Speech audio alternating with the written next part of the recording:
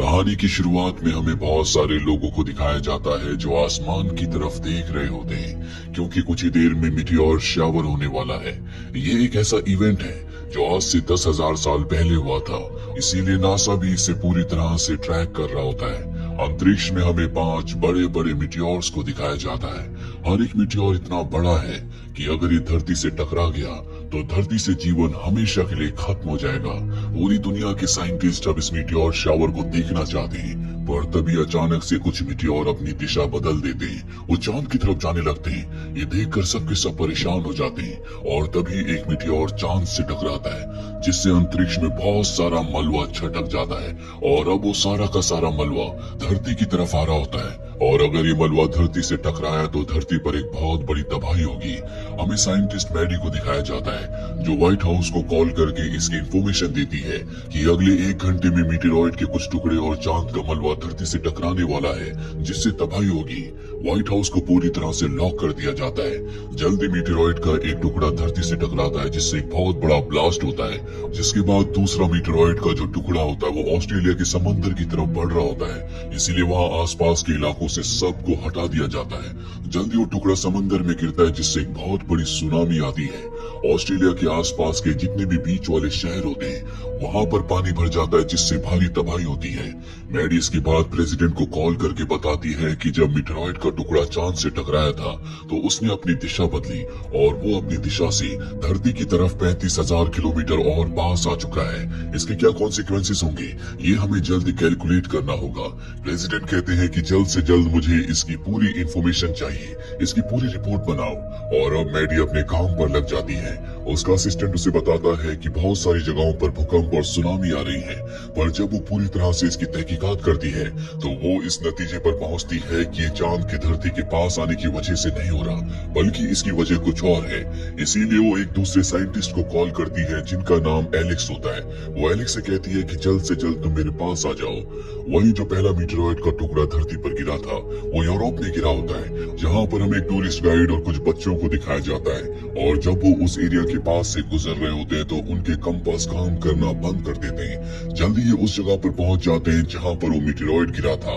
वहां पर एक बहुत बड़ा गड्ढा होता है। साथ ही अब यूरोप में बहुत सारी जगह पर अपने आप ही बिजली गिर रही होती है। किसी को कुछ समझ नहीं आता कि ये सब क्या हो रहा है। इसीलिए यूरोप का एक साइंटिस्ट जिसका नाम रोलैंड होता है वो उस जगह पर जाता है जहाँ पर वो मीटेरॉइड है।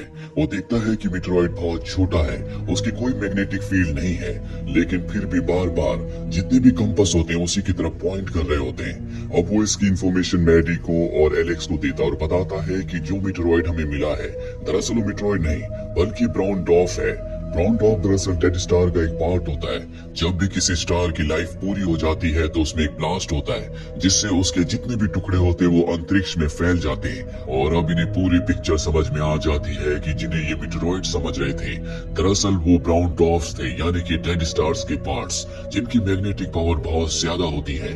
और जब ब्राउन डॉर्फ का एक बहुत बड़ा टुकड़ा चांद से टकराया तो उसी की सतह में वो धंस गया, जिससे बहुत तबाही हुई। और अब क्योंकि उसकी मैग्नेटिक पावर बहुत ज्यादा है इसीलिए वो धरती की तरफ अट्रैक्ट हो रहा है और धीरे धीरे धरती की तरफ आ रहा है। इसका मतलब ये है कि चांद भी धरती से टकरा सकता है और अगर वो धरती की ऑर्बिट में आ गया तो वो किसी बड़े गोले की तरह धरती के ऊपर गिर जाएगा, जिससे पूरी धरती तबाह हो जाएगी। और अब मैडी अपनी पूरी रिपोर्ट लेकर प्रेसिडेंट के पास जाती है, उन्हें सारा सच बताती है। प्रेसिडेंट कहते हैं कि जल्द से जल्द तुम इसके ऊपर काम करो। मैडी एलेक्स को अपने पास बुला लेती है।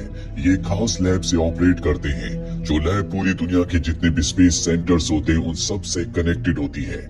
वही हमें चांद को दिखाया जाता है जो धरती से साफ साफ दिख रहा होता है क्योंकि वो धरती के पास आ रहा है। और अगले 2 दिनों में धरती पर जितने भी इलेक्ट्रिक इक्विपमेंट्स हैं वो सब के सब पूरी तरह से बंद हो जाएंगे। अब रात को एलेक्स और मैडी दोनों डिनर करने के लिए जाते हैं और जब ये डिनर कर रहे होते हैं तो वहाँ पर जितने भी लैंप्स होते हैं वो अपने आप ही ब्लास्ट होना शुरू हो जाते हैं। इन्हें पता चलता है कि धरती के ऊपर से एक बहुत पावरफुल इलेक्ट्रोमैग्नेटिक वेव गुजरी है जिसने धरती की ग्रेविटी को इम्पैक्ट किया है, जिस वजह से बहुत सारी चीजें अपने आप ही हवा में उठना शुरू हो गई हैं और जल्दी सब कुछ स्टेबल हो जाता है। लेकिन यहाँ पर सबको समझ में आ जाता है कि धरती के ऊपर कितना बड़ा खतरा आ चुका है। जल्दी अगर इन्होंने कुछ नहीं किया तो पूरी दुनिया खत्म हो जाएगी। एलेक्स सबको एक थ्योरी बताता है कि जब वो ब्राउन डॉर्फ चांद से टकराया, उसके अंदर चला गया, तो उसका जो मास है जो पहले धरती से बहुत कम था, अब वो बहुत ज्यादा बढ़ चुका है, जिसकी मैग्नेटिक पावर बहुत ज्यादा है। इसीलिए ये इलेक्ट्रोमैग्नेटिक वेव जनरेट हो रही है। ये और भी इसी तरह से वेव्स आएंगी, जिससे हमारी अर्थ को बहुत नुकसान होगा और धीरे धीरे चांद धरती के और भी करीब आ जाएगा। इसीलिए अब गवर्नमेंट पूरी दुनिया में अनाउंसमेंट करवा देती है कि हर एक इंसान को अपने घर पर ही रहना है, कोई भी सड़क पर नहीं आएगा।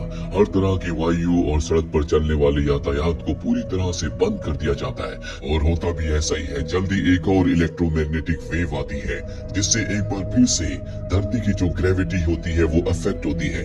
जितने भी लोग होते हैं वो आसमान में उड़ना शुरू हो जाते हैं। वो ऊपर जाने से अपने आप को बचाने के लिए किसी न किसी चीज को पकड़ लेते हैं। साथ ही यहाँ पर सैटेलाइट और वायर कम्युनिकेशन भी खत्म हो जाता है। वही हमें साइंटिस्ट रोलैंड को दिखाया जाता है, जो कि अपनी गर्लफ्रेंड के लिए बहुत ज्यादा कंसर्न होते हैं, क्योंकि वो उससे कांटेक्ट नहीं कर पा रहे होते। वो प्रेग्नेंट भी होती है। हमें दिखाया जाता है कि रोलैंड की जो गर्लफ्रेंड है, उसकी ट्रेन का एक्सीडेंट हो गया है, जिस वजह से वो बेहोश है। पर वहाँ पर कुछ लोग आकर उन सबको रेस्क्यू कर लेते हैं। मैडी पूरी कैलकुलेशन करके प्रेसिडेंट को एक और बुरी खबर देती है कि अगले 39 डेज में चांद धरती से टकरा जाएगा, जिसका मतलब ये है कि 39 डेज के अंदर धरती का खात्मा हो जाएगा। साथ ही इन्हें ये पता चलता है कि पूरी दुनिया अंधेरे में है। मात्र 20% ऐसी जगह है जो बैकअप पावर पर है। वही हमें एलेक्स के बच्चों को दिखाया जाता है, जो अपने डैड के लिए बहुत ज्यादा कंसर्न होते हैं, क्योंकि उनका फोन नहीं लग रहा होता। इस दुनिया का हर एक कम्युनिकेशन सिस्टम पूरी तरह से डेड हो चुका है। वो अपने ग्रैंडफादर से कहते हैं कि हमें डैड के पास जाना है। उनकी जिद पर उनके ग्रैंडफादर उन्हें अपने साथ गाड़ी से एलेक्स से मिलवाने के लिए निकल पड़ते हैं। पर एक बार फिर से इलेक्ट्रोमैग्नेटिक वेव आती है, जिससे धरती की ग्रेविटी एक बार फिर से जीरो हो जाती है। बाहर चलने वाली हर एक चीज हवा में उड़ रही होती है। एलेक्स के बच्चों की जो गाड़ी है, जिसमें वो अपने ग्रैंडफादर के साथ है, वो भी हवा में उड़ जाती है। इनकी गाड़ी का एक्सीडेंट हो जाता है।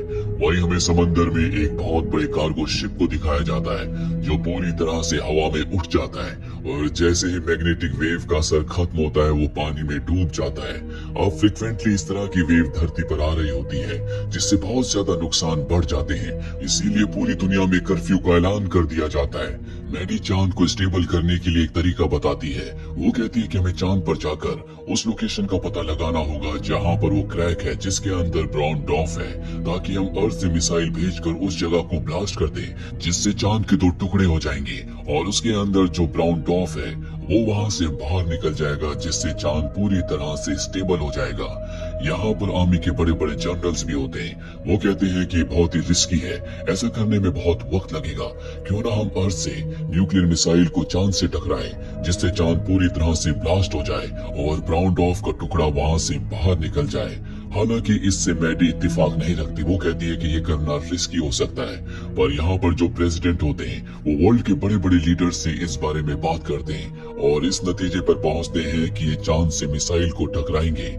जल्दी ये मिसाइल को लॉन्च कर देते हैं। न्यूक्लियर मिसाइल चांद से टकराती है, जिससे उसके अंदर जो ब्राउन डॉर्फ का टुकड़ा है वो अपनी दिशा बदल देता है। चांद और भी तेजी से घूमने लगता है। वो और भी तेजी से अब धरती की तरफ आ रहा है। दरअसल इन्हें चांद के टुकड़े करने के लिए मिसाइल को उसी क्रैक के अंदर डालना होगा जहां से ब्राउन डॉर्फ अंदर गया है। उसी की वजह से उसमें क्रैक हुआ है। लेकिन मिसाइल को उस जगह भेजने के लिए किसी को चांद पर जाना होगा, ताकि इन्हें उस जगह की सही लोकेशन यानी कि कोऑर्डिनेट्स मिल सके। साथ ही इन्हें एक बहुत बड़े डिवाइस को बनाना होगा, जिस डिवाइस को इन्हें चांद पर असेंबल करना है। उससे चांद की जो इलेक्ट्रोमैग्नेटिक फील्ड है वो पूरी तरह से बदल जाएगी और वो ब्राउन डॉर्फ जो कि चांद के अंदर है, वो अपने आप ही बाहर निकलकर अंतरिक्ष में दूसरी दिशा की तरफ चला जाएगा। ये मिशन बहुत ही खतरनाक है, जिसके लिए रोलैंड और एलेक्स को चुना जाता है। मिशन पर जाने से पहले रोलैंड अपनी गर्लफ्रेंड से शादी कर लेता है। वही एलेक्स, जिसके बच्चे मिसिंग हैं, वो मैडी से कहता है कि तुम मेरे बच्चों का ध्यान रखना। एलेक्स के बच्चों को दिखाया जाता है जो अपने ग्रैंडफादर के साथ थे, पर अब उनकी मृत्यु हो चुकी है। वो शहर जाना चाहते हैं। तभी उनके पास एक आदमी आता है जो कहता है कि मैं तुम्हें शहर तक छोड़ दूंगा। वहीं एलेक्स, रोलैंड और उनके साथ कुछ और एस्ट्रोनॉट्स अब चांद की तरफ निकल चुके हैं। जल्दी ये सब के सब चांद की सतह पर पहुंच जाते हैं, जहां पर इन्हें सबसे पहले अपने इलेक्ट्रोमैग्नेटिक डिवाइस को एक्टिवेट करना है। साथ ही इन्हें उस लोकेशन का पता लगाना है जहां पर क्रैक है। वो लोकेशन यहाँ से 6 घंटे की दूरी पर होती है। इसीलिए रोलैंड एक दूसरी एस्ट्रोनॉट के साथ अपने क्राफ्ट से उस तरफ निकल पड़ता है। लेकिन जब ये उस जगह पर पहुंचते हैं तो इनका क्राफ्ट क्रैश हो जाता है, साथ ही इनका कनेक्शन अर्थ से टूट जाता है। रोलैंड के साथ जो दूसरी एस्ट्रोनॉट होती है वो उस क्रैक के अंदर गिर जाती है, जिससे उसकी मृत्यु हो जाती है। और अब रोलैंड के पास उस जगह के कोऑर्डिनेट्स यानी कि लोकेशन है, जिस लोकेशन को वो अर्थ तक भेज देता है। वही एलेक्स को दिखाया जाता है जिसने उस डिवाइस को एक्टिवेट कर दिया है। और मिसाइल को लॉन्च करने से पहले ने कहा जाता है कि तुम वहां से निकल जाओ। एलेक्स रोलैंड को वापस आने के लिए कहता है, पर रोलैंड कहता है कि मैं वापस नहीं आ सकता क्योंकि उसका जो क्राफ्ट है वो क्रैश हो चुका है। वो एलेक्स से कहता है कि तुम यहाँ से निकल जाओ। हालांकि एलेक्स ऐसा नहीं करना चाहता, पर उसके पास कोई दूसरा रास्ता नहीं है, इसीलिए वो चांद की सतह से निकल जाता है।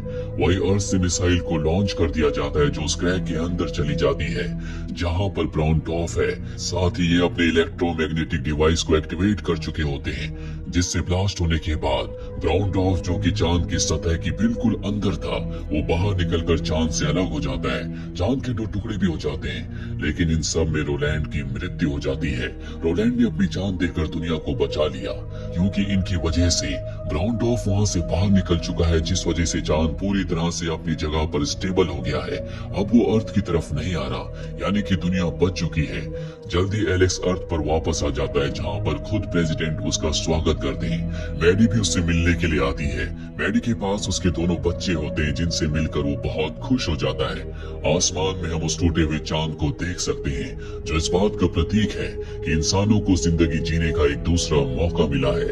हमें रोलैंड की जिंदगी के कुछ आखिरी पल भी दिखाए जाते हैं जहां पर चांद पर उसने अपनी गर्लफ्रेंड जिससे उसने शादी कर ली थी उसके लिए एक आखिरी मैसेज लिखा होता है, जिस मैसेज को देखकर उसकी वाइफ बहुत ज्यादा इमोशनल हो जाती है। इसी के साथ ही फिल्म ये कहानी यहीं पर खत्म हो जाती है। उम्मीद करते हैं कि ये कहानी आपको पसंद आई होगी।